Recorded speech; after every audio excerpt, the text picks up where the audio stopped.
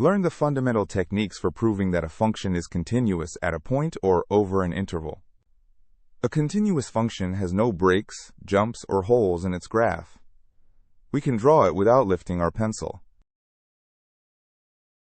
Let's start with the precise mathematical definition of continuity. A function f is continuous at a point a if three specific conditions are satisfied. Condition 1, f of a must exist, meaning a is in the domain of f.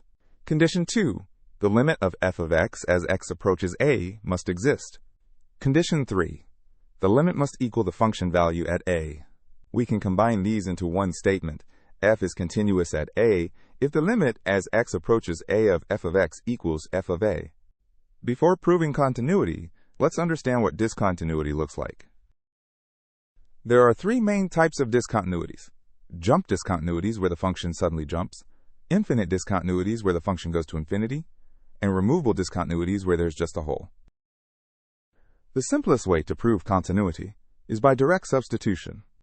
For polynomial and basic continuous functions, we can simply substitute the value of a into the function. Let's prove that f of x equals x squared plus 2x is continuous at x equals 3. Our function is f of x equals x squared plus 2x. Step 1. Find f of 3 by direct substitution.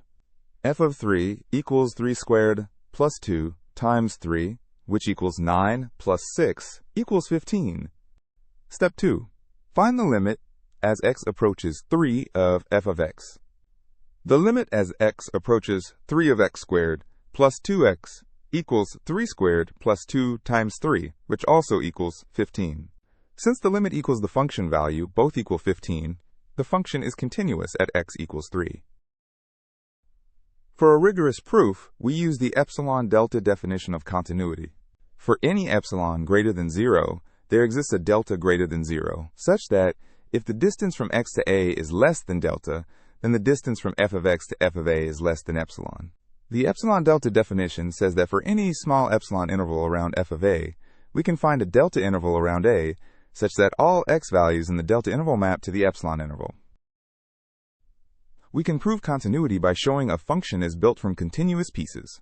If g is continuous at a and f is continuous at g of a, then the composition f of g of x is continuous at a. If g is continuous at a and f is continuous at g of a, then the composition f circle g is continuous at a. For example, h of x equals sine of x squared is continuous everywhere. We can write this as h of x equals f of g of x, where g of x equals x squared and f of x equals sine of x. Since x squared is continuous and sine is continuous, their composition is continuous. Let's work through a complete proof using multiple methods. Let's prove that f of x equals x cubed minus 3x plus 1 is continuous at x equals 2. Our function is f of x equals x cubed minus 3x plus 1. First, f of 2 equals 2 cubed minus 3 times 2 plus 1, which equals 8 minus 6 plus 1 equals 3.